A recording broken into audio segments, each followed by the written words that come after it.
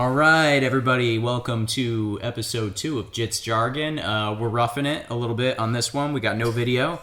We're in the gym. We got the recorder set up on a couple of pads, and backs against the wall here, and we're gonna talk ADCC a little bit. So, absolutely. Sage Nason Regan here, my co-host, Tom Clare. And all right, so yeah, we got ADCC just finished. I mean, the big topic of conversation, obviously, Gordon Ryan is still the best. Well, yeah, I think after his performance, let's talk about what he just did in general. So, comes back from a layoff, serious knee surgery. Comes back, and his first competition back was actually the... what was it? It was the kinetic. The kinetic. Right. The Uriah Faber's thing. Yes, exactly. Right. Yeah. And he rolled twice in that because he was on the same team as Lachlan Giles, right? Who cleaned up. Yeah, he cleaned up. Yeah. So I mean, but he won that match. I know he won he did good, and everybody was like, okay, he's ready for ADCC. He wasn't just ready for ADCC; he killed it. I think it's safe to say he killed it. Yeah. I mean. He takes gold in his division. Then... Oh, clock's still going. Oh, shit, yeah. Takes gold in his division. Yeah, let's restart that. All right, there we go. All right, takes gold in his division. And then goes and takes gold in absolute. I don't really think anyone is in a position to argue that he is not the best no-gi grappler in the world. Right. And at this point in time... I feel like any argument is just straight up hate. I think. I mean, honestly, dude is what he is who he is. But I was on the PGL and watched him, not come up, but I watched him compete several times in the PGL, and he always killed it. Yeah. And we knew back then. We were Kels and I talked about it, but then we're dude, this guy is going to be this kid is going to be a phenom. Yeah. I never thought he would do what he did. I honestly think he is the best grappler in the world. That's my opinion. Yeah. And I mean, he's always changing the game. Everybody's always looking at what he's doing. Yep. Every main person out there who's trying to make a name for themselves wants to fight him. Wants to have a shot at him. Mm-hmm. And when you're that person, I think you're the best. Yeah. Right now he's the best. I don't think he's the GOAT, but he's the best. Yeah. Unfortunately though, for the GOATs, he's very young and he has a very long career ahead of him.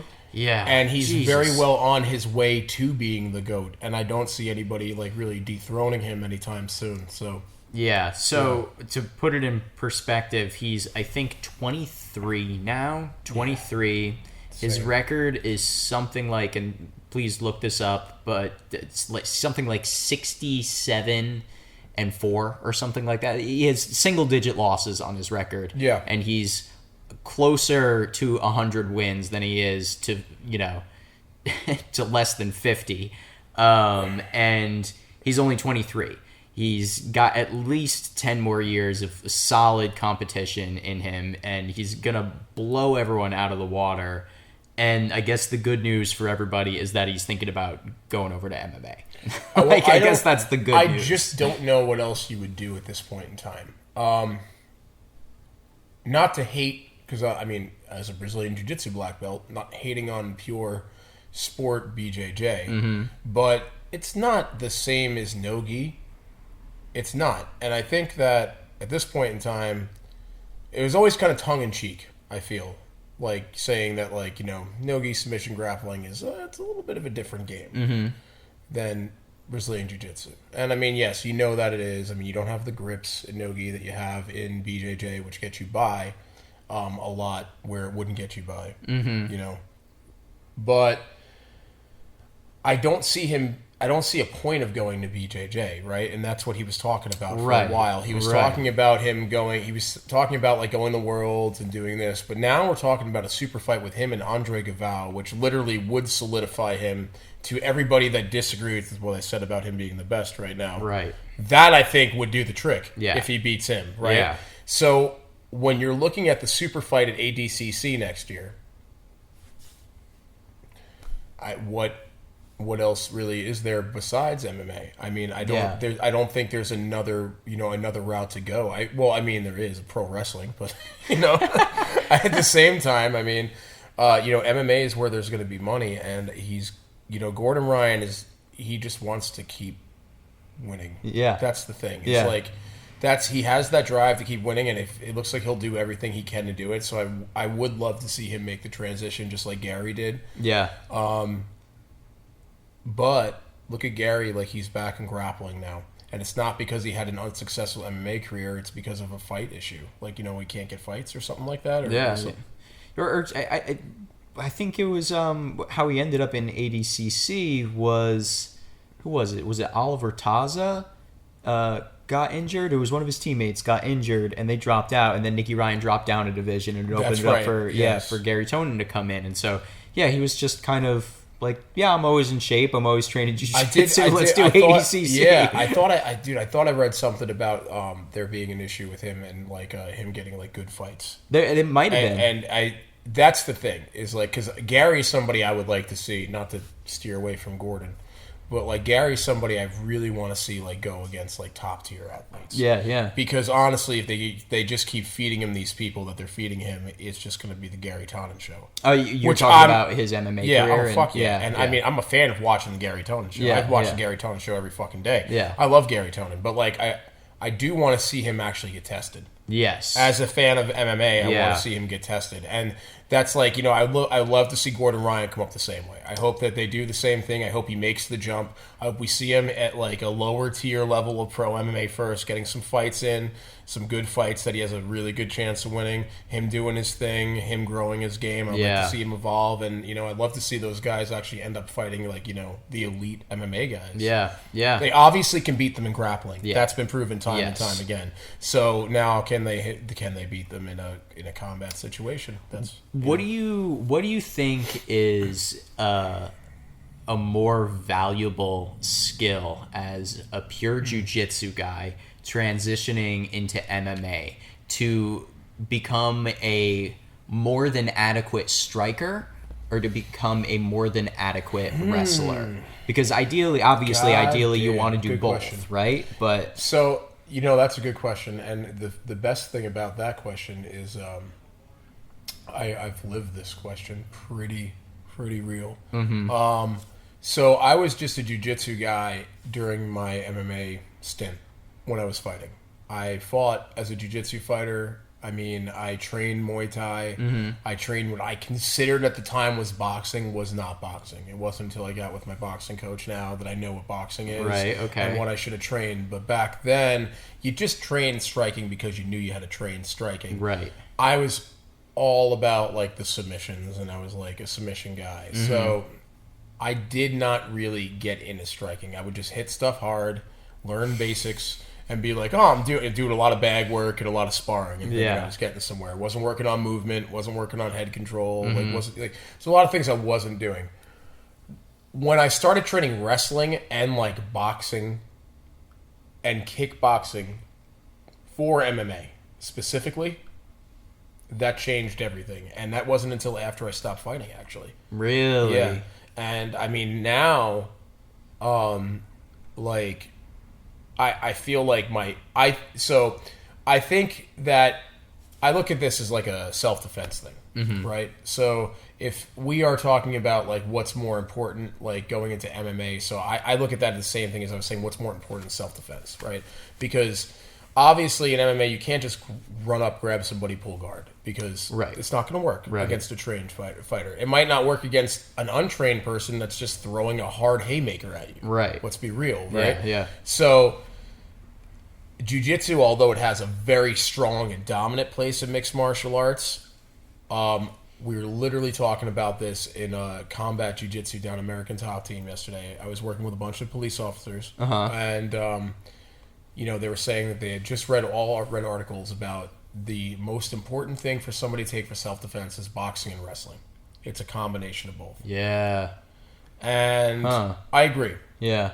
I do. And I think that if you're learning one or the other, It's hard to say which one's better.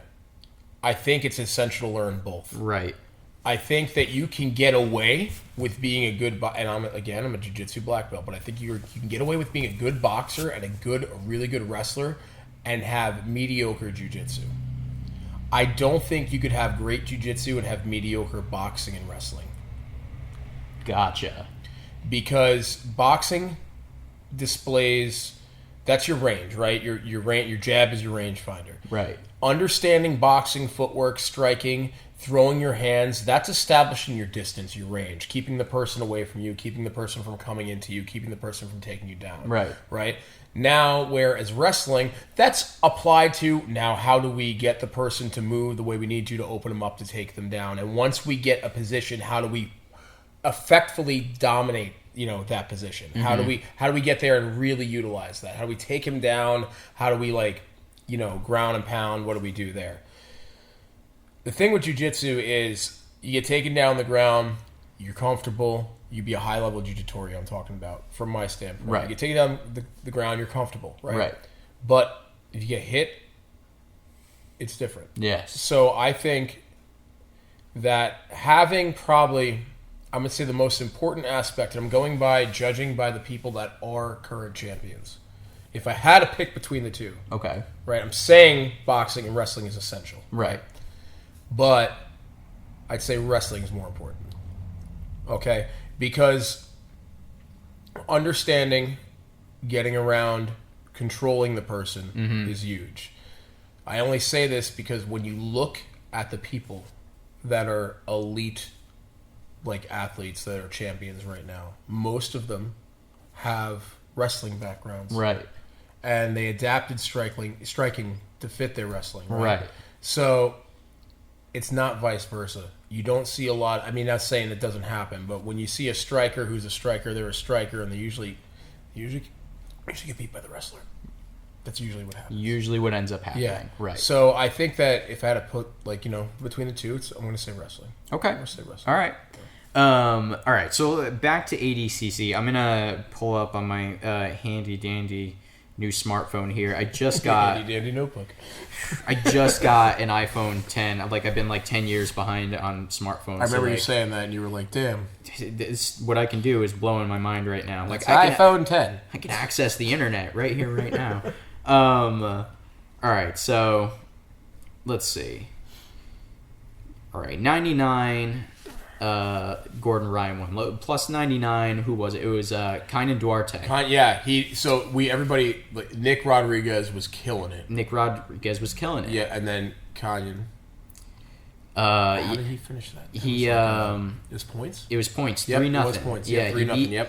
Beat Nicky Rod 3-0. So Nicky Rod, he was one. He didn't score a single point in the whole competition either. He was aggressive. He got referee decisions. He got other people to lose on penalties because they couldn't meet his aggression, so they ended up backpedaling the whole time. Yeah. No, there was Nicky Rodriguez became that guy that it was obvious everybody was afraid to go with him. Yeah. I honestly think he lived up to the hype. Yeah. And he came out and he was a force to be reckoned with. His coach has called several of my matches, Jay. That dude, he knows what he's talking about, and you can see this when you watch Nicky Rodriguez move, right? Because it's not just about what you could show as a coach. It's not just about what you could show the person. You got somebody like Nicky Rodriguez, right? That kid walks into your gym. What do you do? Yeah. Right? You could be like, all right, let me show you my moves. Or you could show him the basics, which they've more than done. Right. And then get him to train with the best possible people. Dude's training with Gordon Ryan. Right. Yeah. He's going to be an unstoppable force, and he's only getting better, and he's just a purple belt. Now, we can't say he's just a blue belt, but the reality of that is that brings us kind of back to what we were talking about before, just with Nicky Rodriguez in general, because before we were all saying, what I was saying, it's kind of tongue-in-cheek that there is a difference between no-gi and gi. I don't think after his performance that's a question. Yeah. Right. There is a difference, right? Big If difference, if you're proficient at no-gi grappling, you can defeat a high-level Jiu-Jitsu or a high-level Judoku Yeah. at their game. Yeah. If you have high-level wrestling with other elements, like he's got basic knowledge of Jiu-Jitsu. Yeah. He was a blue belt at the time. Right, and I know nasty blue belts. Crazy. I know plenty of nasty blue belts. Blue belt, you're getting an idea of how to defend yourself and how to start to utilize some of the techniques you learned. Right, him doing that with his wrestling pedigree is enough to beat black belts. Yeah, that's it. Yeah, yeah, and with lots of hard snap downs, front headlock snap downs. Duck unders for back takes, and like you said, he didn't complete a back take. He didn't successfully complete a takedown. At least not in the periods where you score points. But it was scrambles. Scrambles, yeah. One of the things I really liked about it is there's some people that would try to stall on him, and he would go and he would take like a really low stance. He'd get down to one knee, and he would go really low, like level 3 wrestling stance. Now, in that situation, as the other person, if you are a good grappler, you're going to be like, well, if he goes down to level 3, I'm going to snap his head down, try to front headlock him. Well, what are you doing? You're initiating some sort of conflict then, right? Mm-hmm. So he's baiting them by doing that to come into him, and then he was attacking right away. He would just shoot. He would just explode. Yeah. He's quite the specimen. Quite the athlete. Yes. Yeah. So it was him in the finals. Yep. And he beat a Murderer's Row to get there. He beat Cyborg. He beat Big O. Which, by the way, Cyborg... Man, I'm a little disappointed with how that was handled. It wasn't gracious. Yeah. I'll be real. Cyborg's a dude that I looked up to coming up in Jiu-Jitsu. Nobody likes to get... Look, man, we all have our timelines. I'm not saying that, his timeline is up or anything like that. What I'm saying, though, is the sport adapts. If you love jiu-jitsu, you should realize that it grows and it changes over time. And we have to adapt with it. Yeah. That's the beautiful thing about the art we practice. Yeah. Seeing a legend of the sport act the way he did, I was taken back a little bit by it. Mm-hmm. I'm not trying to ride anyone's dick or anything like that. Yeah. I was just I'm looking at this, and as a black belt in Brazilian Jiu-Jitsu, although only 2 years as a black belt, but regardless, as a black belt in Brazilian Jiu-Jitsu, it was a disappointing it was, I don't know, man. I would have shook his hand and would have just accepted it for what it was. Yeah. Okay. I understand it's ADCC. I don't know what it's like to be on that level, but at the same time, I thought you're in a position where it's more than just competition at that point. I feel, you're supposed to set an example. Yeah. And I was disappointed with it. Yeah. Well, one of the things that I think is really interesting is, like you just said, it's ADCC.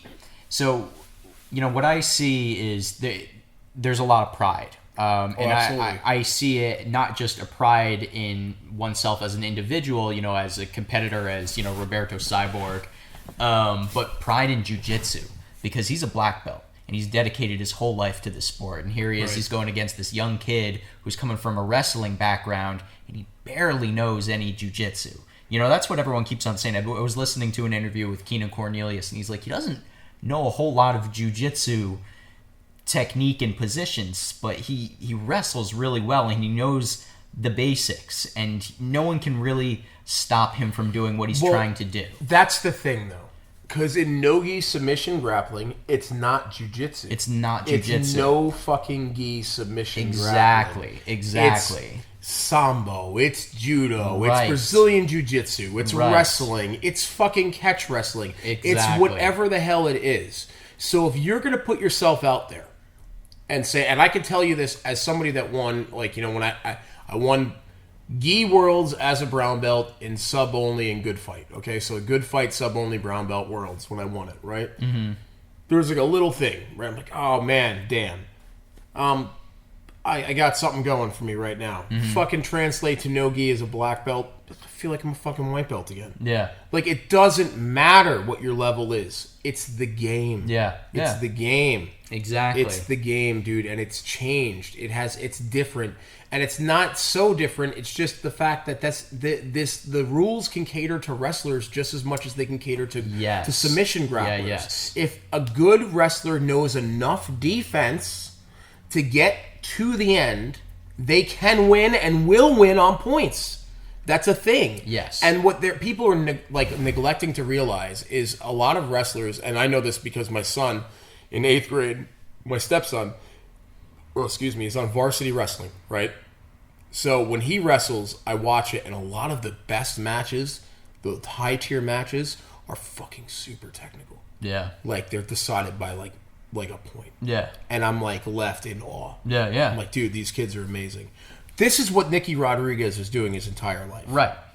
Yeah. Right? Meanwhile, we're not talking about, like, you know, you're just stomping somebody in your division and, like, fucking choking them or submitting them. There's a difference. Right. There's a difference. And if the points can cater to that, if it's not sub-only, then it's a problem. And that night you're the better grappler. Absolutely. Right. That's it. So what you do as a black belt in that situation, in my opinion, is you go, fuck, I lost. I lost because they gave the ref's decision because I was stalling. Right. And I say, okay, you know what? I need to revise my game and maybe I need to evolve. If you don't evolve, you will die. Right. And that's not just in jiu-jitsu, that's just truth. Right. Like, exactly. so evolve, you know, it's just my opinion. I love Cyborg still. He's still one to do, like, I still use a lot of, like, the tornado guard stuff I learned from old, like, Cyborg seminars from, like, back in the day when I started. Like, I still use. Like, I still do a lot of the wall drills I use. Like, one of my friends that trained with him for a while, trained to Fight Sports International, his team, like, he showed me a lot of the drills they do. I still do it to invert. I love Cyborg. And I would just like to see more out of our veterans. Yeah. I guess would be the thing. Because, dude, I get tapped by blue belts in no-gi. Yeah. And I'm like, all right, well, I got tapped by a blue belt today. Do I feel good about it? Fuck no, you don't feel good about it. But at the same time, understand that in no-gi, it's not Brazilian Jiu-Jitsu. Right. You're using your Brazilian Jiu-Jitsu in that category. Right. And trying to be the best with your Jiu-Jitsu. Right. Come up off of it, folks.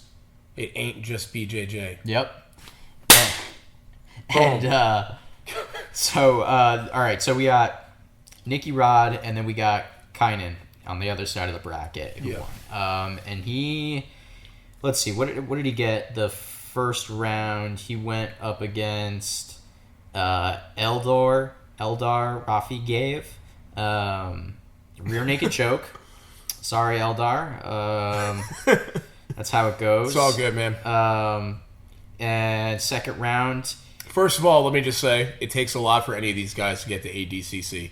So the fact that we're talking about these people in general is a feather in your hat. Oh, like, yeah. Dude, like, I wish, I mean, as a grappler who competes, like, dude, I hope for the day to come where it's like, oh, damn, I can make it to ADCC, right? But, so, these are the literally top-tier athletes. I just want everybody to understand that. Like, nobody in this list, including Dylan Dennis, who never showed up, that was bizarre. That was truly bizarre. It was bizarre. I mean, at the same time, though, you know, I don't think he ever really addressed it either. I think he was just kind of like, I'm just not going to go. I mean, maybe that's the way to do it. Yeah. I mean, but regardless, all these dudes are like high-tier athletes, and everybody deserves respect. Yeah, Which is something that, like, I think the internet kind of destroys. A lot of people talk shit about this one or that one, but the bottom line is all these guys are super, super, like, high-tier athletes. Deserve 100% respect from everybody. Well, and that's, you know, we talk about growing jiu-jitsu as a sport, and sport, like, there are fans of the sport. And absolutely. Like, I'm a blue belt. All of these guys would destroy me, but I'm a fan of the sport. Absolutely. And this is what we do. We talk about it. We dissect it. We have our favorites. We talk trash. Like, it's part of what makes it exciting and fun, you know? And I think that's, honestly, with sports in general, I think we just need to accept the fact that, look, there's respect, but we do also need to know that this is a growing sport. Right. We wanted it to grow. Right. Now, we have to accept the fact that as it's growing, we're going to have heels. We're going to have faces, right? right? Right. So, you know, dude, find your Rick Rudes, find your Hulk Hogan's, and run with them. Yeah. You know, but this is what we wanted. and we should be happy with it. I love the fact that I can look on Facebook and be like, oh shit, we're talking about jiu-jitsu again, and there's some drama. Yeah, it's good. Yeah. You know, it's stories. It's good. All right, if you like the sport, you like BJJ, it is what it is. Let me tell you right off the hand that all these people still respect each other. Oh, they yeah. still respect each other. At the end of the You day, have they to. still do. Yeah, they still do, and they all say that. It's just what's gonna get more likes is talking about somebody talking about how somebody didn't go to ADCC because their girlfriend left him or something like that. Like that shit. So all right. So quarterfinals kind of went up against Yuri. 3-0. The semifinals, it was he went against Buchecha in the semifinals. He won that Marcus on a ref. Buchecha. Ref decision. He So beat that was a Buchecha. big one. Yeah, I mean, there's I one of my favorite highlights is from ADCC is there was this one I think where like Buchecha's dropped back for a heel hook.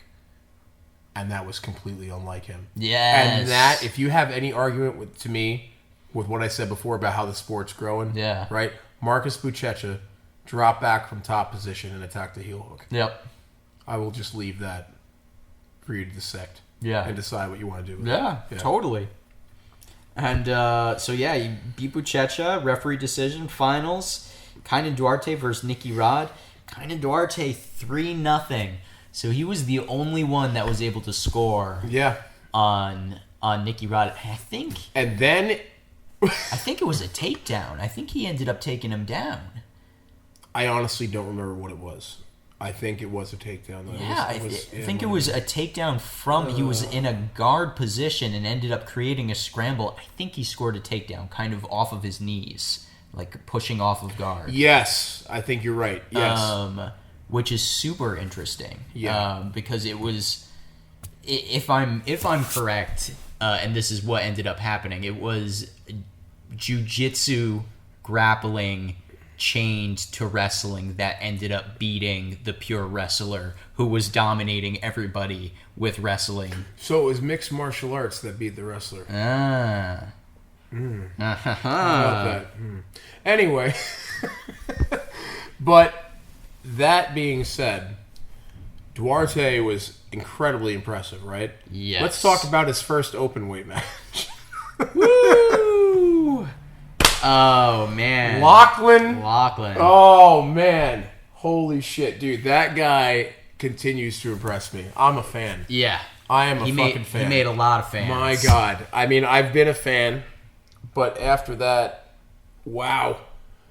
Whew. And I think, isn't Duarte rolling... I think tonight, actually. Isn't he rolling against Nicky Rod? Yeah, Fight rematch. to win tonight? Rematch Yeah. Fight to win. That's You're right. happening, yeah. Yeah, that's holy crazy. Crap, yeah. So That's going down right so Lachlan, when we hit the open weight, we're going to talk about Lachlan because he did some crazy stuff. So we talked about 99. That was Gordon's division.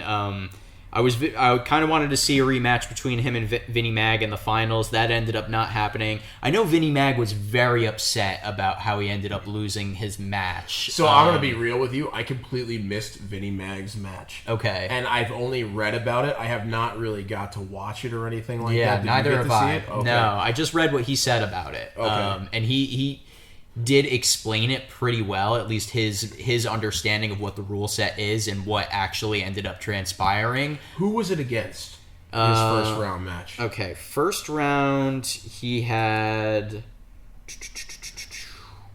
Dan Martinez. He beat Dan Martinez 4-0. Yes, I remember that one. Okay, so there was Dan Martinez, and then quarterfinals Vinnie Mag went up against James Puopolo. And that is the one that he had the issue with because he lost that one. No, he won that. He won. Yeah, Polo he got that. He beat Polo 2-0. It was the semifinal. So he beat it. He went all the way to the semis, and went to the semis. Lost to Vinicius Tractor. Okay, 2-0. I just want to throw this out there. So I was like, I didn't get a chance to watch a lot of these matches. I got to see some of them. Okay, But while I was following them, I was following a lot of different grapplers going at the time, right? I was able to find a lot of stuff with John Blank. Right. I was able to find a lot of stuff with Gordon Ryan Yeah. was able to find a lot of stuff with a lot of the main names, right? Why the fuck was nobody covering what Vinny Magalhaes was doing? Right? It's not just me, right? Listen, okay? It's got to be Hanach, all right? It's got to be Uncle Hanach. You put the Hanach curse on him? You put the Hanach curse on him or something, but yeah, we didn't get to follow that. I'm just saying, maybe somebody out there, if you're listening and have a, I don't know, maybe like you're writing articles about jiu-jitsu and you're following these events, follow Vinny Magalhaes. Exactly. Let us know what's going on with Vinny Right, Mag. Vinny Mag, Because okay. he's super entertaining. Leg locks don't work. They don't work. He's one of the only guys that's beaten Gordon Ryan in the last 4 or 5 years or whatever. Yeah, dude. So that says it all right there. Don't sleep on Vinny Mag. So I think what ended up happening with his loss was he went for a takedown and he initiated contact and the takedown got kind of stuffed and he ended up pulling guard and they gave it to the guy. They gave it to the other guy. I think they called it a takedown in the other guy's favor, something along those lines. Or Vinny Mag got penalized for quote unquote pulling guard. It was something along those lines. So, but his argument was that the shitty thing about that is I've been on this end when it comes to coaching. I was actually coaching one of our students, one of our wrestling coaches. Uh-huh. And he had shot it on this guy in the finals.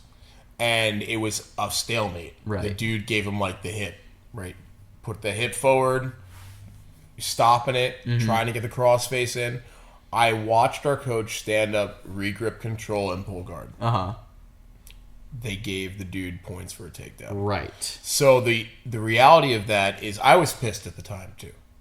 But I can see it. Yeah. If the person that you shot on is stopping your takedown and then you are forced to go to your back and you're not continuing to move forward, do we not give that person those two? Right. It's hard. Yeah. I love Vinny Mag. I'm a Vinny Mag fan. Yeah. Right? Despite what my uncle says, right? So, like I'm a Vinny Mag fan. Yeah. Like, so like I can get that. I can see it. I can understand though if that's what happened. I can understand the frustration though because it's a call. Yes. Right. It's a call. But this is what this is all about, though, Right. right? We got to be like experts at every aspect of no-gi grappling. Right. That's the thing. Yep. You got to be able to wrestle. Like that's what it is, and all these guys can wrestle. It's been proven. Yeah. I think some of the best wrestling we've seen was from Gary Tonin. Woo! Canuto. Yeah. Oh. Yeah, that was crazy. Yeah. And once again, not a single point was scored. He was just all over Canuto. You might as well have been serving up bacon with those scrambled eggs. Like, Seriously. dude, nonstop. It was insane. It was ridiculous. But I mean, that could be said about the person not letting them get position too. Like it was nuts. It was one of the best matches, I think. Yeah. And it won, I think, best match this year at ADCC. Yeah, absolutely. Yeah, that was great. So yeah, Vinny Mag ended up dropping out. It was Tractor in the finals against Gordon Ryan. Gordon rear naked choke. That's what he does. I mean, if he's not heel hooking the hell out of somebody, he's getting to the back, and his rear naked choke is just so fucking good. From somebody that's trained leg locks like a lot, right? So that's the next step. It just is, and there's a lot of routes to the back off of attacking the legs, and vice versa. Yeah, like I mean, it's a real thing. There's also a good amount of Kimura traps from attacking the legs, but the bottom line with jiu-jitsu, right? If you're going to be an effective jiu-jitsu, you want to take the back and choke. Yeah. In my opinion. Yeah. Like you're taking the back, you're getting back control, rear naked choke. That's jiu-jitsu. Yeah. Yeah. I agree. Lion killer. Lion killer. Exactly. It's the lion killer. Yep. All right. So 88 kilogram. I mean, Craig Jones destroyed for most of the competition. He was a force. The man John Blank first round had Rustam Chiziev, and that was the match that he said that he didn't want first round. He said if I could avoid anyone first round, it would be Rustam. Dude, and he got Rustam, but he heel hooked him. So I got a little bit of insight on that. All right, and I'm not saying that I have insight on anything strategically, but leading up to ADCC, one of the things I noticed that we were drilling a lot was kind of like how he was molding his game to high-level wrestlers. Right. And, one of the things that I loved about, like, his match is, like, dude, you talk about being able to, like, deal with shit. Like, he got, like, picked up off the ground with that fucking armbar. Oh, and he yeah. was, like, not letting that shit go. No, Yeah. and I was got like, spun dude, around. yeah. Right? That was real. But that heel hook, that leg lock, I've been in it. Mm-hmm. I've lived it. Mm-hmm. I know it. I know the setup. I mean, it was beautiful. Yeah. And all I can say is it's exactly what he trained to do. Yeah. And it happened in real time. Yeah. I think John Blank's one of the greatest grapplers in the world, and especially not even arguably on the East Coast, but in the world for sure. Oh yeah. And I think it's his match with Rustam was something to really like look at. Somebody, who the hell said it? Somebody was like, I'm sorry I'm not quoting whoever said this, because next podcast I will. All right, I'm not taking this away from anybody, but somebody said it was like watching two apes fighting for the last spot on the ark. Okay, watching Thor and Rustam go, and that could not have been more accurate. Yeah. Because when I saw that Thor had when John Blank had fucking Rustam as the first round, I was like, oh my god, that's literally.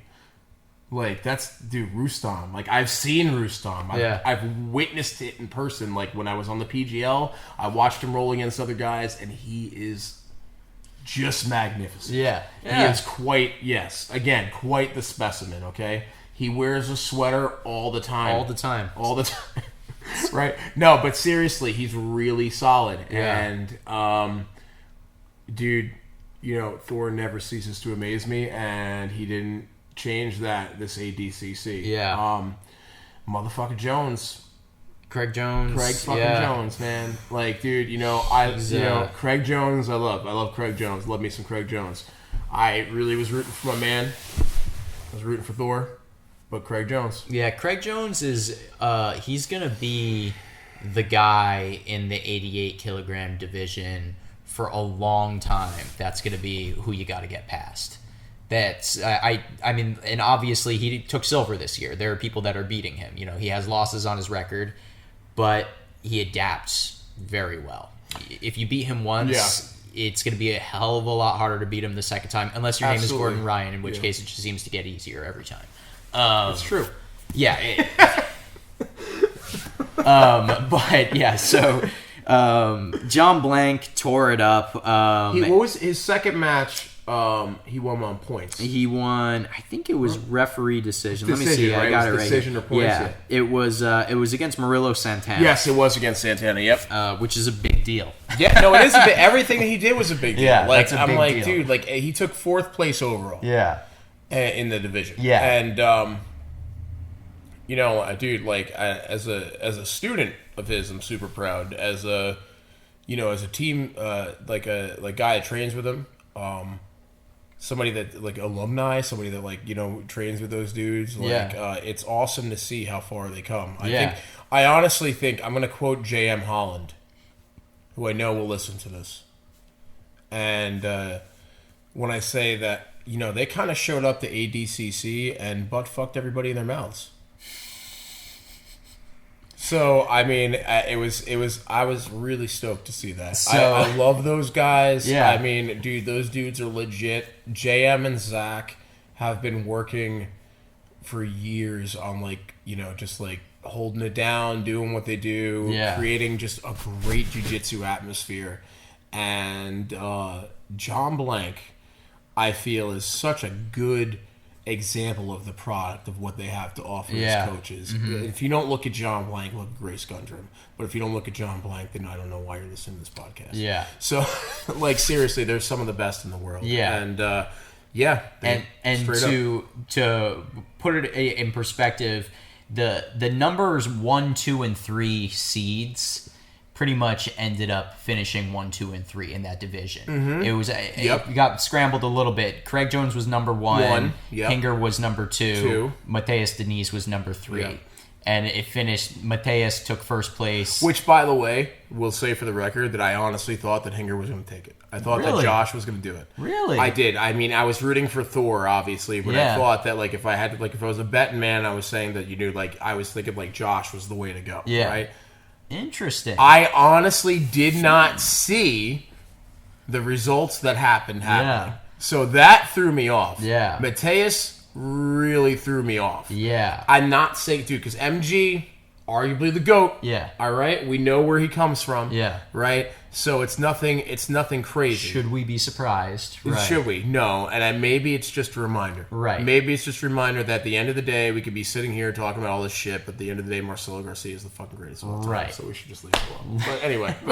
But yeah, so they finished 1, 2, and 3. They were, this big seeds. John Blank, he finished number 4. He was the 4th guy. Exactly. He was not a seed. No, he wasn't a seed. No, but he became one. Yes. And now that's he's something number to be 4 said. ranked in the Yes, world. Absolutely. Yeah. So when JM says we went to ADCC and butt fucked everybody's mouth. Yep. Right. Absolutely. That's 100%. Exactly what he's talking about. JM Holland knows what's up. So yeah, that division was crazy. And let's talk about Mateus because he won the division, and this was really interesting because it's ADCC. Like we said before, it's not a jiu-jitsu competition. It's a grappling competition. It's a submission grappling competition. Absolutely. And you don't have to win by submission. You don't have to win by submission. You can win by points. You can, exactly. And if you can win by points, you would think you were the dominant grappler. Right. Exactly. And what we have is there's a lot of focus on John Danaher, Renzo Gracie Academy, and there should be because their submission rate was insane.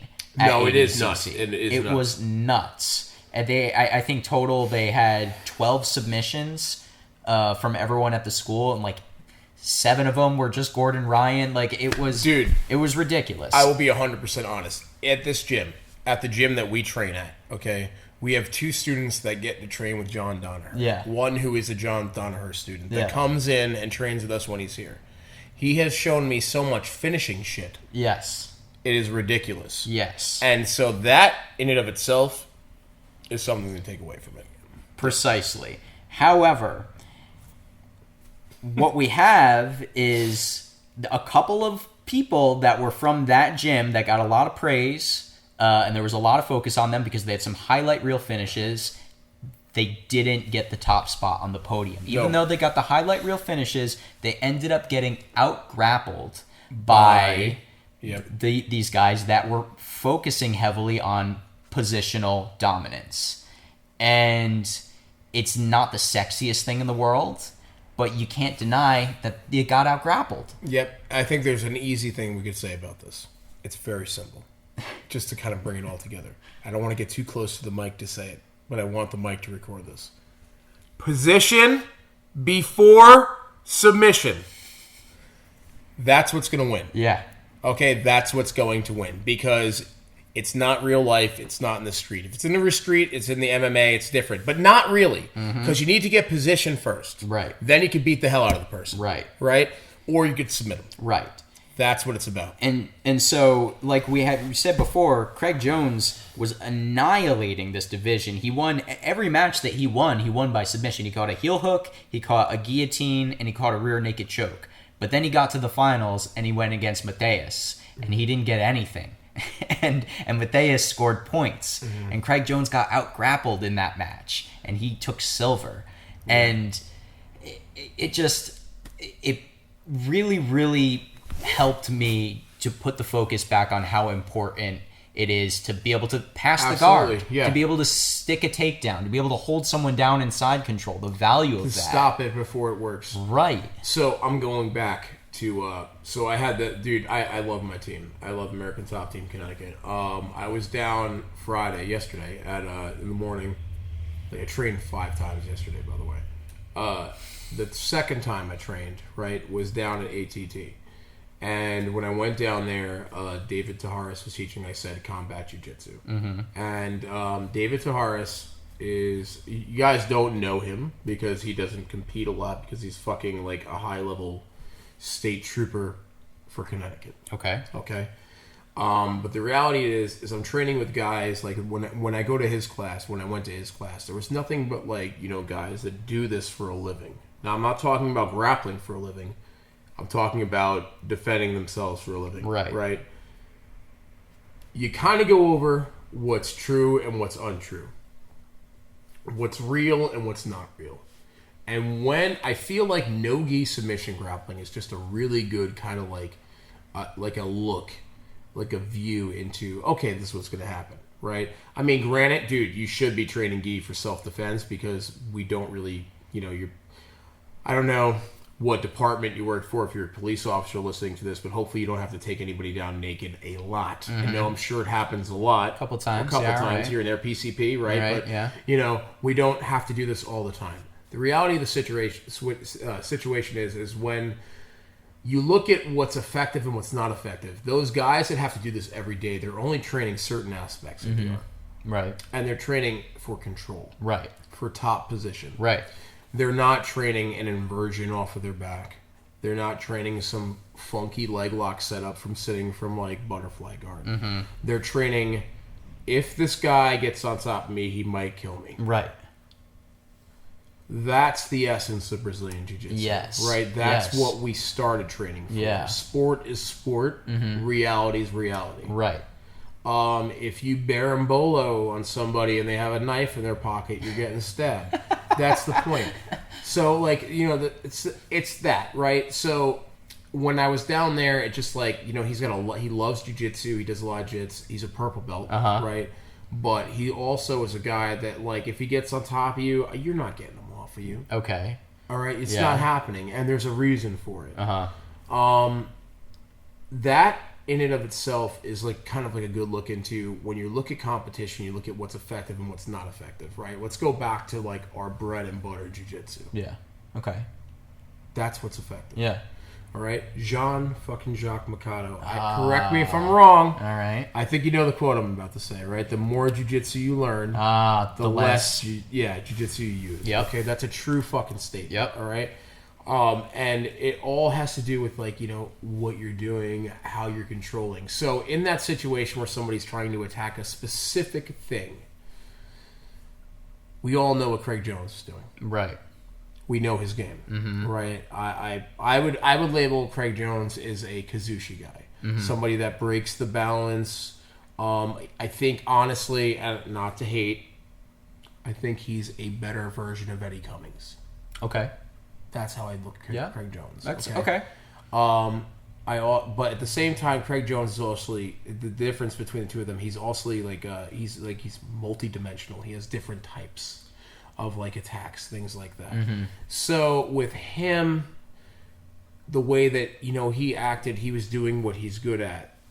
With Mateus, in that situation, he's doing what we should do in jiu-jitsu. Right. And that's what won. So in these positions, you know, you get, you know, however many, you know, for a takedown, for side control, for mount, for back. And the positions, these points, they're not meaningless. John Danaher broke this down on JRE a couple of years ago. Like, you're getting points for these positions because they're dominant positions where you can inflict damage. If you were there, if this was MMA, you could hit them. Exactly. If it was not MMA, you could unsheath a weapon and you could kill this person. Exactly. This is what people fucking forget. Right. Side control isn't just for holding somebody down. Yeah. You know what I mean? Like, yes, it's a dominant position where you can control and inflict damage. You can end a fight with strikes, with, like you said, you know, pull out your dagger out of the sheath and, you know. That's what a lot of this was. We were talking about the other day. A lot of these positions, a lot of these cops train positions, cops that know what the fuck they're doing, are training these positions to where they're controlling arms, making sure nobody can reach to their waist or their own waist, right? That's the same as just, that's good control. If you nullify somebody's control of doing anything, you can't do anything, then you're in complete control. Right. And that's what you want. That's effective jiu-jitsu. Yeah, totally. Yeah, I agree.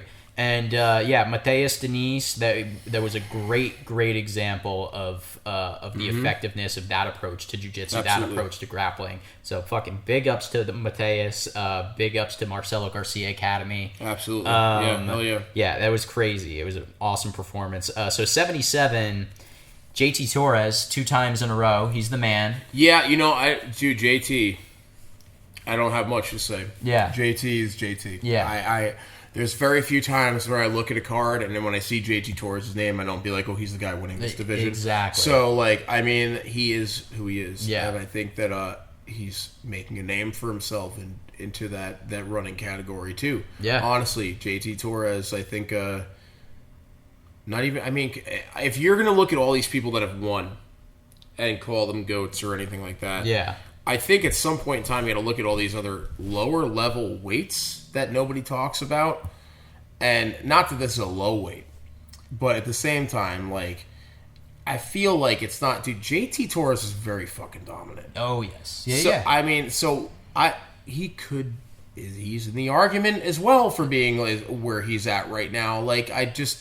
It's crazy to me that there isn't more talk about that. That's the only thing I will say about ADCC is I did find that after this time, there's more people talking about certain people and less people talking about who won what as a whole. Right.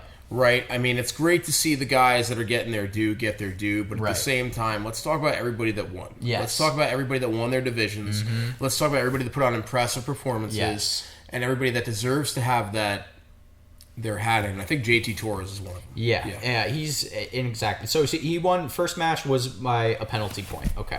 Second match, he won 3-0. He beat DJ Jackson. By the way, I don't understand how DJ Jackson is in that division. I don't understand how he makes that weight. He's built like a fire hydrant. I know. He's also it's a height thing. Okay. Yep. Yeah. So I think a little bit shorter than a lot of the guys in the division. Yeah. I feel you on that one. He beat DJ Jackson 3-0. Semifinals. Gary Tonin. Gary Tonin got beat by JT Torres 2-0 in the semifinals, and that's what we were talking about before. You got Gary Tonin. He's styling on all these dudes. And he's hitting, flying heel hooks, and he's choking people out. And then he gets beat positionally by, someone who's got strong takedowns and good fundamentals. Yeah. And he didn't win the division. Gary Tonin beat the crap out of everyone that he went against for the most part, but he didn't win the division. JT Torres won the division. Yeah. And he went to the finals against Wagner, and that was when he got his first submission. JT Torres got his first submission in the finals.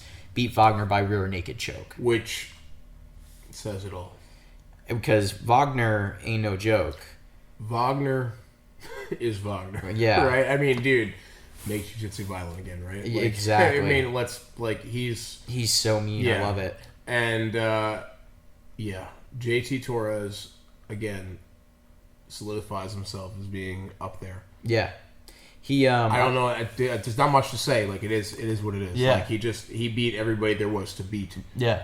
And he did it by the rules, by submission, however you want to cut it. Yeah. He did it. Yeah. So, I was listening to an interview with Keenan, maybe it was his podcast, but he was talking about how good JT Torres is and how he doesn't get his due. And he was saying, what if he was, had the personality of Gordon Ryan? Do you think he would be, the focus of attention? Because he is that good. I mean, so that's the thing, right? So, I mean, like I said, going back to what we just talked about, a while ago, we were talking about, just this is what we wanted. We wanted grappling to be a sport, and this is what it is now. Right.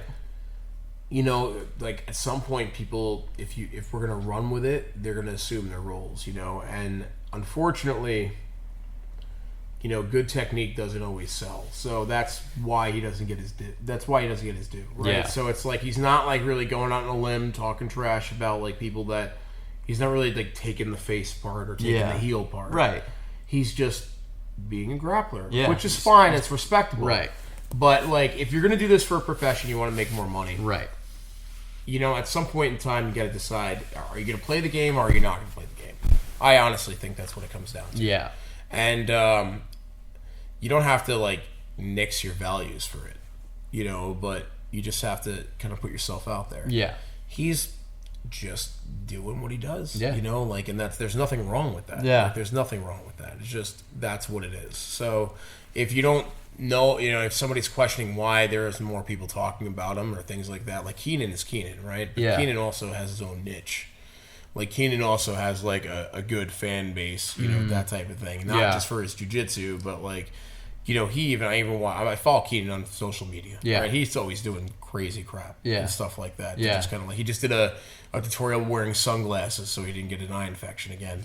Like, like that type of shit. Yeah. Like, they're always doing shit like that. But I mean, if you're just repping the art, then you're just appealing to the people repping the art. Right. You're not appealing to the fans right. of what it is. Right. Right. So that's where the difference lies. But in through all of this, JT Torres, we see you. We see what you're doing. Hell yeah, man.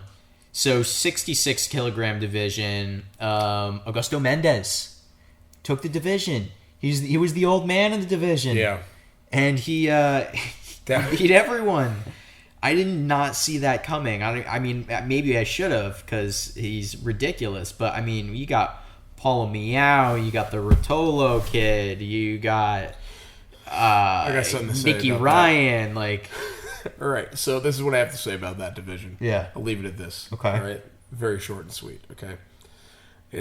There's not many stories that stick with me as a child, but there is one, and it's directly to do with the old bull and the young bull. Okay?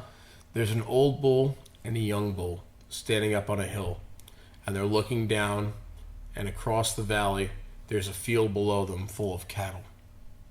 All right? And the young bull goes, let's go down there and fuck one of them.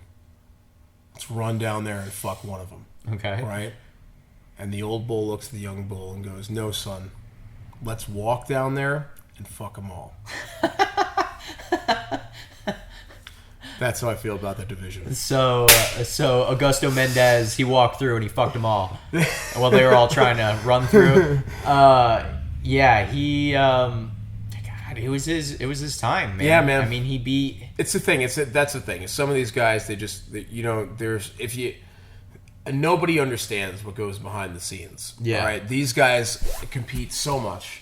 They lose to high-level tier athletes. They lose to newcomers. They lose to guys that are coming up. They lose to Nicky Ryans. Yeah. They lose to fucking Nick Rodriguez. Yep. And it's hard to be at that level. And this goes back to me talking about Cyborg. It's hard to be at that level and accept that for what it is. Mm-hmm. You just kind of have to. The time will come. Yeah. It will happen. Yeah. Keep on keeping on. Yep. Yeah. And that's what he did. I think it was his. I want to say it was his 8th ADCC God appearance. Damn. Maybe I'm wrong, but it was something like that. He's been in a bunch of them. Congrats. Through and through. So, I mean, like, just some highlights throughout the division, or lowlights for that matter. Some people I was rooting for didn't quite make it. Gio got knocked out in the first round. Yes, that he was did. unfortunate. That was unfortunate. Referee decision. No points scored, but that's what it is. He lost to Mateus Gabriel. Ty Rotolo did great. He's like 16. He beat Bruno Frazado in the first round. Bruno Frazado is a goddamn legend. Gianni Grippo got knocked out in the first round. A lot of the favorites got knocked out in the first round, honestly. That is the division. Yeah, it's a tough division. Richard Alarcon beat Gianni Grippo.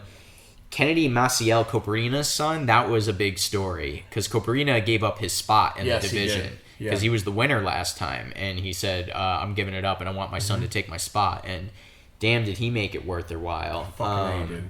That's kind of like a fucking Cinderella story a little bit. Be real. How so? Like giving up your spot for your son? Yeah. And then him going out there and doing what he did. Yeah. Like, I mean, it's beautiful. Yeah. You don't get to see that in most fucking sports. Yeah. Which is the thing, and the fact that I feel like there's so much that happens in this fucking art that we don't appreciate, honestly. That we talk about values of sports across the board. We talk about, like, you talk about football, baseball, these, like, ridiculous, sorry, folks, but, like, some of the shit that we watch, like, those sports. Yeah. There's so much blood, sweat, and tears that goes into this. Like, I just, firsthand, I mean, and something like that is something that, like, you know, Disney would make a fucking movie about if it would have been hockey. Right. You know, but the fact that it's BJJ is, like, you know, it gets shit on. Yeah. But, dude, like, where's the audience for that? Father gives up spot to son. Kid goes Come up, on, man. destroys the whole division. Come on. They do a Friday Night Lights thing. He doesn't quite win the finals. He comes in second, but Dad loves him anyway. Yeah, exactly. You know, they do the post credit where the text comes up and they tell you what happened at the next competition. You find out he won.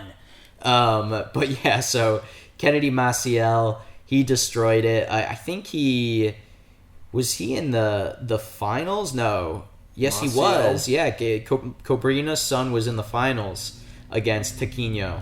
Against Augusto Mendez, and Mendez ended up beating him 3-0. But regardless, he took silver. He took silver. I mean, that's like crazy, man. Yeah, when you're medaling at ADCC, if you're on the podium at ADCC, let's be real. Yeah, you got something to be freaking proud of. Yeah. Yeah. So 66 was crazy. Augusto Mendez ended up taking it.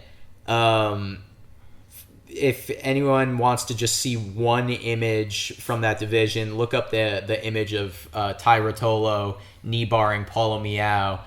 Oh my God.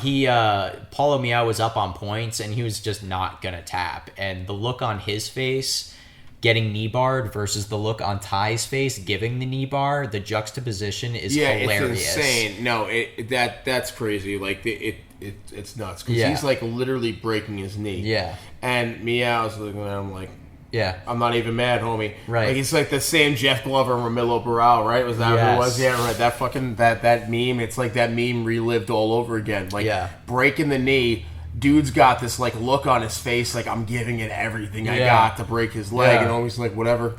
Like, dude, which, by the way, I do not believe those people are from this fucking planet anymore. Like, the Miaos. Dude, we got people that cross-train at Unity, love Unity, but, dude, come on. I don't believe that you're from this planet. Yeah, where are you from, buddy? Reptilians. Seriously. Next. So Augusto takes that division. Kennedy takes silver. Paulo Miao takes bronze. Yep. Women's plus 60 kilogram division. Don't have a lot to say here, unfortunately. Gabby Garcia wins again. We got to get that girl some more competition. I have a lot to say about this. All right. Tom's going in. I'm going deep. All right. I'm going to go deep across the board right now. There just needs to be more than... correct me if I'm wrong. Is there two fucking divisions? There needs to be more than fucking two divisions for the women, okay? Yeah.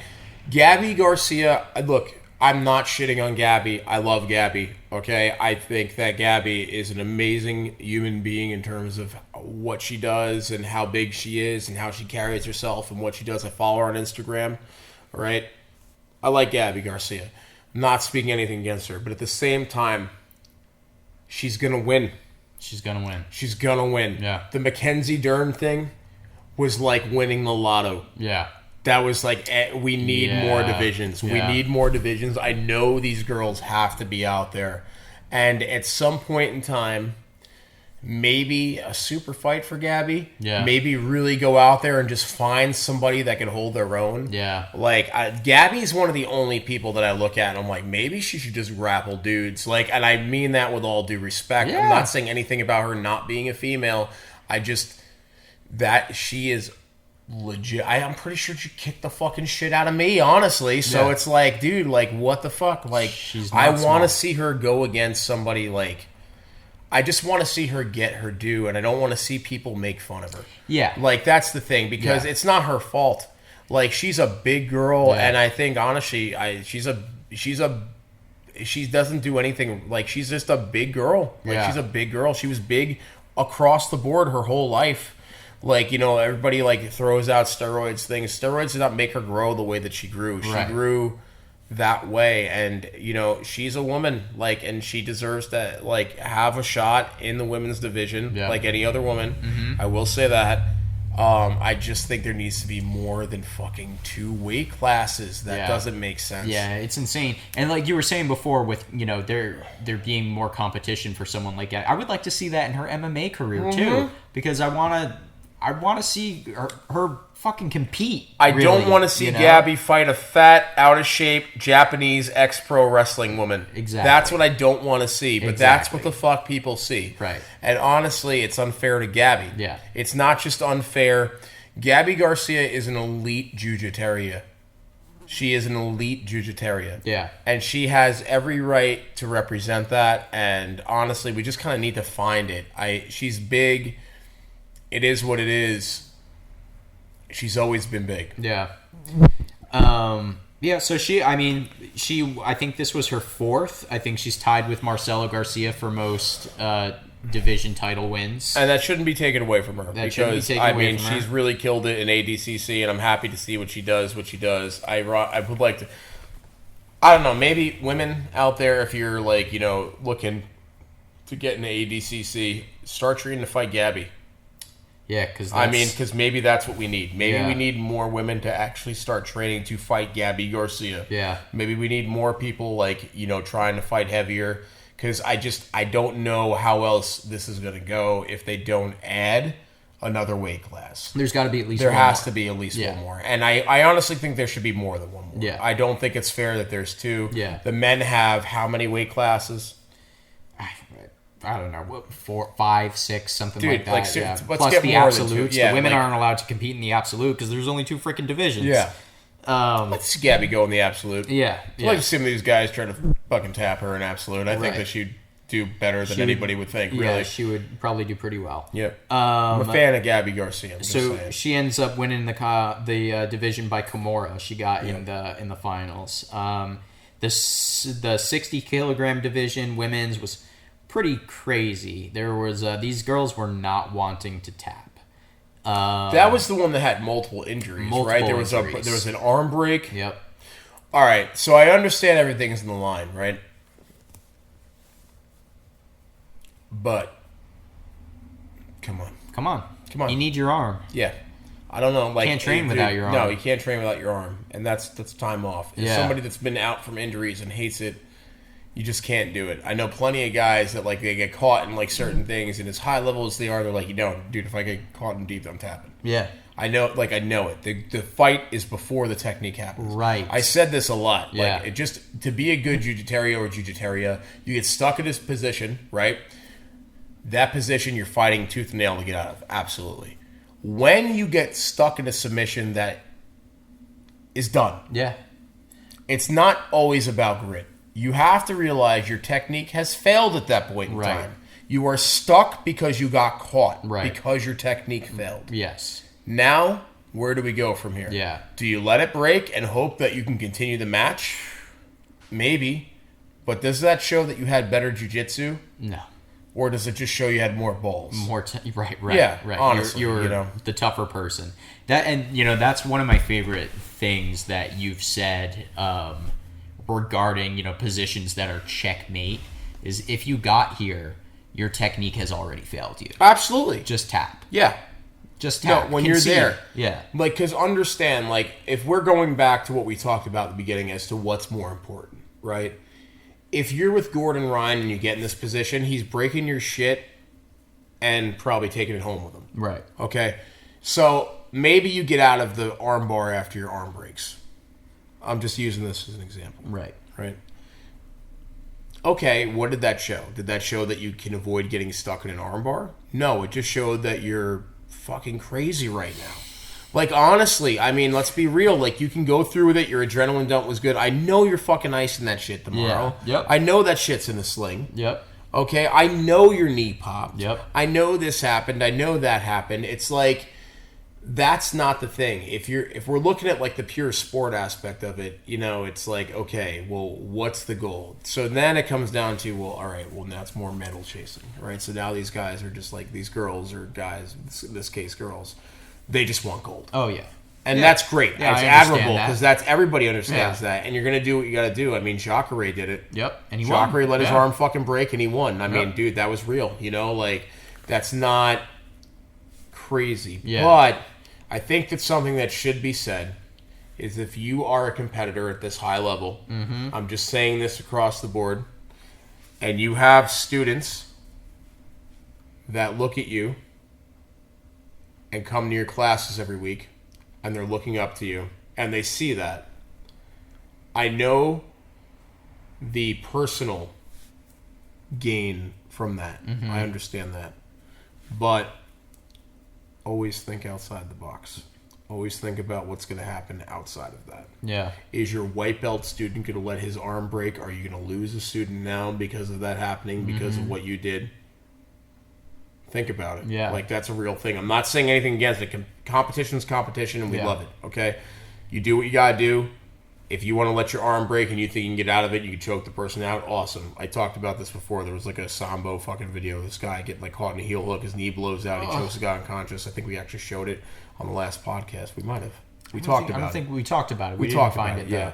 I'll find it. All right. But we found one. Okay, so this happened, right? I do have it. I'll send it to you. This guy gets his knee completely destroyed in a heel hook and gets choked unconscious. In a fight, that's death. Right. Right? So I get that. But at the same time, we have to separate sport from that. Yeah. And in this situation, like, dude, there's a lot of fucking injuries, right? Was the arm bar? Wasn't there like a knee bar? Was there a heel hook or something? Or there was a toe hold in the toe hold that broke the ankle, Yeah. right? Yep, that's Yeah. right. It was a clean snap, too. Yeah. So I think it was... all right, so we'll go through it here. Beatrice Mosqueda won her first match against Jenna Bishop by arm triangle. Fiona Davies beat Rikako Yuasa 12-0. That's crazy. Fiona Davies is a goddamn force to be reckoned with. Bianca Basilio... 12-0. Right? She's like fucking ran on her for like, holy shit. Back take after back take. Ooh, yeah, all I mean... Bianca Basilio beat Livia Glukowska by rear naked choke. That sounds like a good Irish name. Elvira, I gotta find out. Elvira. That's what Elvira? I was. Yeah, Elvira. Okay. Elvira Camp Karpinen. Oh my god! I just heard this name like last week too. I'm gonna kick myself in the dick. Sorry, guys. Well, I gotta figure out how to pronounce her name because I'm actually a big fan of her. I'm a big fan of Elvira too. Yeah, hell yeah, dude. She won 2-0. She was repping 10th Planet in the female division. I actually thought she had a good chance of taking it because I did too. She's beat some really high level women. I'll be real with you. If it was betting, I would have bet on her. Yeah. I think I was betting. I just didn't bet. I don't bet. I'm just saying. Right. You know, I would have bet on it. I would have bet on it. It's a good dark horse. Yeah. Semifinals, Fiona Davies beat Beatrice Mosqueda via armbar. That's crazy. Yes, that's the one that we're talking about, right? She broke her arm. Broke her arm. Yep. And Beatrice was probably the favorite to win the division. She won last year. Yeah. Not last year, 2017. And then Bianca Basilio ended up beating Elvira 2-0. Yes. So that sends Fiona Davies versus Bianca Basilio in the finals. And Bianca tore her up with a toe hold. Yeah. Fiona did not want to tap. What team was Bianca from? Bianca, is she Alliance? Alliance. Now, all right, I'm going to have to look it up really quick. I had this all written down. Dude, toe holds are fucked. All right? Because, like, here's the thing about a toe hold, right? You can get out of them. Uh-huh. You can get out of them. You can. However, there's a couple of situations where you can't. It's not many, Right. but there's a couple. And there's the ones we try to get to all the time, right? We try to get that heel to the butt. If you know toe hold, you know what I'm talking about. We're bending that knee in. Right. Right, we're getting that foot to the butt. We're isolating the other leg. And we're, like, turning their toes deep into their butthole. Like, let's be real. That's exactly what we're doing, right? That's the game plan. Those are the mechanics. We bend the knee. We do that, right? So if you can't straighten your leg, you're kind of fucked. You're kind of screwed, yeah. Right? That's why one of the reasons why the rolling toe hold from top Z-guard is so effective when you do it, right? Like, I actually just hit it today when we were rolling. That, in and of itself, kind of puts you there. So when you're in a situation where you can't defend that, that becomes a real thing. Yeah. Now, here's the thing with a toe hold or a foot lock. You got a couple options. Uh-huh. You can let it pop once. Ugh. You can let it pop twice and know that you're going to have a hard time walking the next day and a couple weeks prior. Or you can let it snap. This did not go well. It didn't go well at all. No. What was the repercussions? I think she It was broke her broken ankle. ankle. I It was think she broken. broke her ankle. So it's probably ankle mortise disruption. Uh-huh. So more than likely what happened is the tendons tore in the ankle. Uh-huh. If there wasn't a fracture in that bone on the outside tibia, tibia, I think, yeah, right. If there wasn't a fracture here, so the tendons tear. So essentially this bone and this bone are floating around here, Oof. and the foot's just kind of like loose. Yeah. I only know that because it happened to me similar from a flying scissor takedown. I had two titanium cables, 2 plates, and 2 screws in my leg to fucking fix that. That's how you got that injury. So yeah, and that was all ankle. Like my ankle folded first and rolled, and then it broke, and then everything just like shattered. Yeah. It was literally like listening to like a tree get pushed over by like a fucking like bulldozer. Oh my god. A foot lock.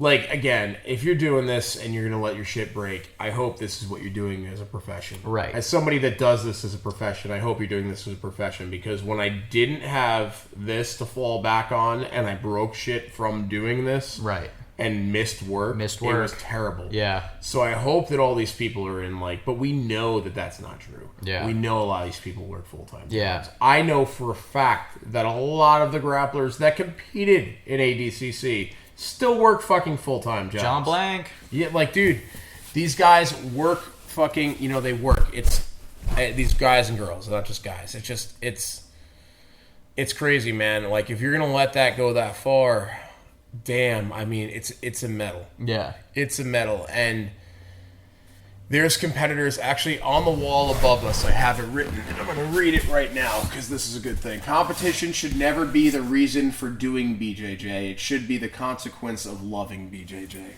Now, that being fucking said, what does that mean? That means simple. You shouldn't be competing just to win.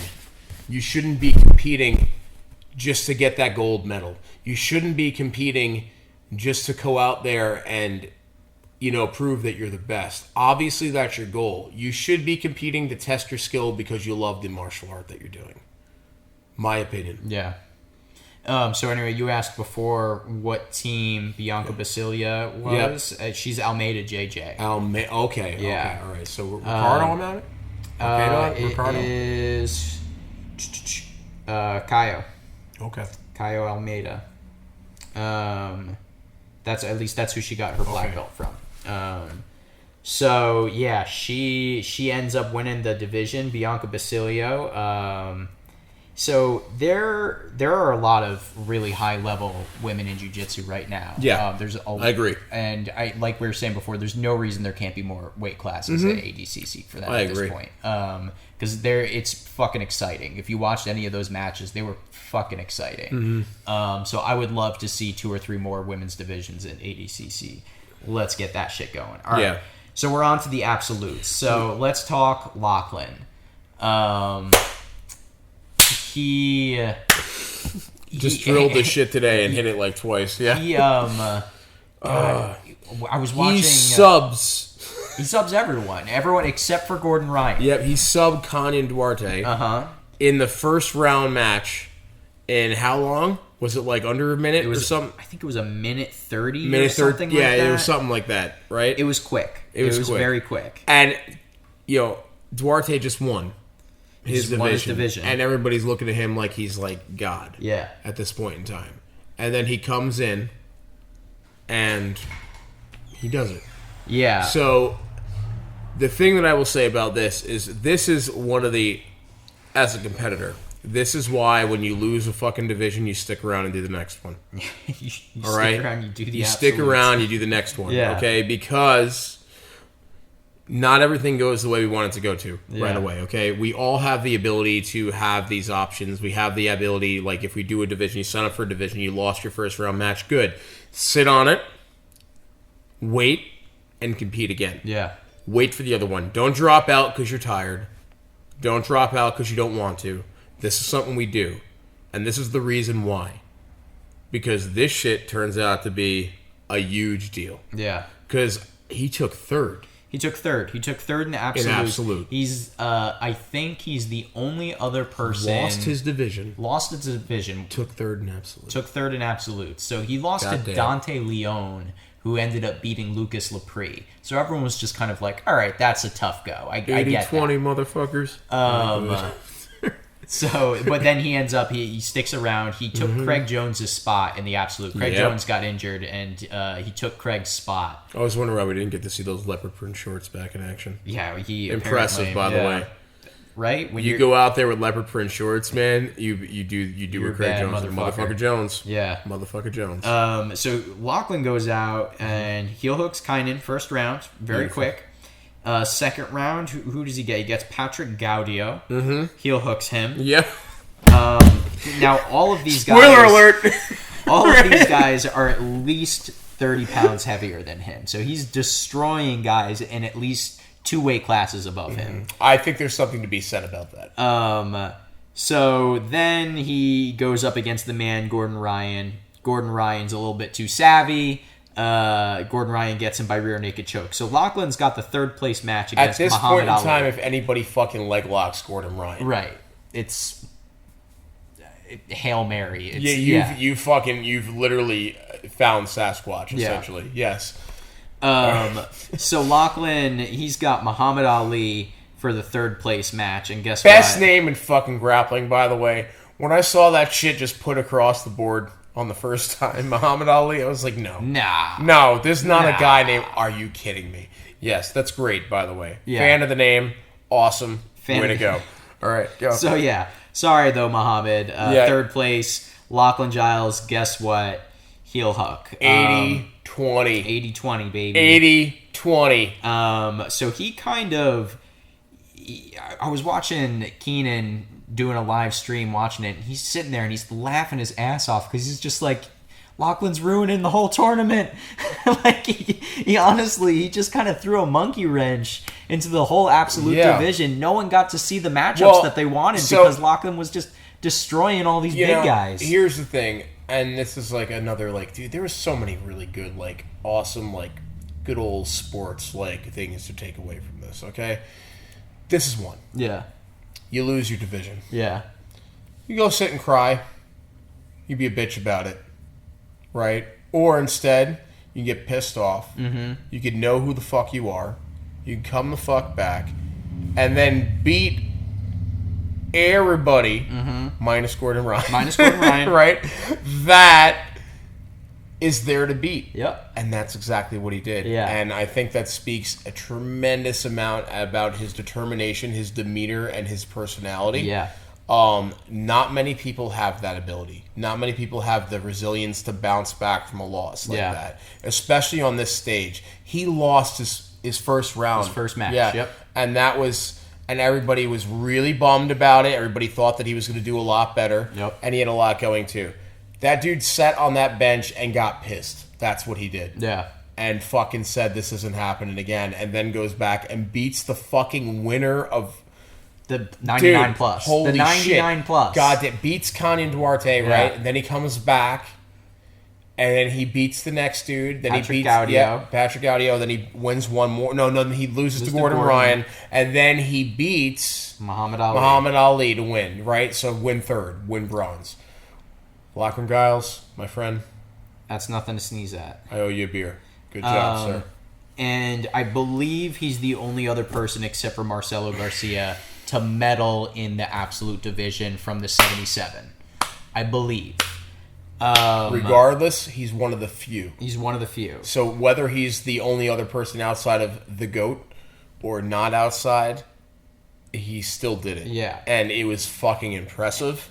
It was a Cinderella story. Yeah. And good fucking job, Lachlan Giles. Like, I mean, it's beautiful. Like, not only does it show, like, you know, his hard-headedness, you know, how determined he could be, but a lot of ingenuity, too, because a lot of his entries and his finishes that he was using for his heel hooks, they were all stuff that he's been developing on his own. Absolutely. So I'm gonna jump on this right away. Okay? Completely real. 3 weeks deep right now into... All right, so after ADCC, okay, we have ADCC. He does a seminar down somewhere in the city. Right. One of our students comes back, and it's like, dude, I learned this ridiculous shit. I need to show you this leg lock setup. I've seen my shit. I've worked with guys that have shown me shit, okay? this was awesome. Yeah. And I've used it for the past 2 weeks, and I've had probably 100% success with it. I have not had a single person get out of it. And that's his shit. Yeah. That's his 80-20 game. Yep. He has designed a game. It works. It's proven to work on a high level. Mm-hmm. And we're going to be seeing a lot more of this guy. And it's going to be more than I think anybody's really ready to see. I think he's the next Craig Jones. Yeah. I say that because Craig Jones was that guy who was good, but then he was also the guy that scraped everybody in the time it takes to take a shit, as Kit Dale so lightly put it. Right. In EBI. Yeah. He's like, I fucking takes me longer to take a fucking shit. And that's true. And then he comes back and then almost beats Gordon Ryan. Yeah. And then almost wins. And now Craig Jones is Craig Jones. Craig Jones is Craig Jones. That is who, Lachlan Giles reminds me of right now. That's who he's like. I feel that. Yeah. And they're teammates. I'm pretty sure that Lachlan gave Craig Jones his black belt. I'm pretty sure. And he just realized at a certain point, oh man, Craig is he's gonna surpass me, and it's not gonna take a hell of a long time. I'm pretty certain he's a black belt under Lachlan. Does Lachlan train with Atos a lot? No, he's got his own gym. He's Absolute MMA out in Australia, and he did his whole camp in Australia. That was one of the things that he was saying was I wanted to prove that you don't have to travel. This motherfucker literally is one of my favorite people of all time right now. Yeah, he did his whole camp in his own gym in Australia, and he was just I wanted to show everyone that you don't have to go to a big gym. 100%. Fan. Go. So yeah. Nice. So Lachlan destroyed it. Dude. And of course Gordon Ryan, he took gold. And him and Buchecha was the final. Buchecha ended up getting a penalty, and Gordon won. Yeah, which I think everyone can agree with that. Yeah, nobody really didn't disagree with that. I think that it was what it was. I even think that Buchecha knew what it was. Yes, I mean, and it sets up the tone for one of the most amazing. Honestly, I think it's the most amazing fucking fight that we've ever had in grappling. Yes. If we have Gaval and fucking Gordon Ryan roll at a super fight, we are in for a treat. Yeah. This is not going to suck. Andre Gaval is not going to fucking lay and pray. Yeah. It's Andre Gaval. Yeah, he's going to go at this hard. Uber aggressive. We are going to find out who the best in the world is, honestly. And so let's talk about the super fight real quick before we start wrapping up.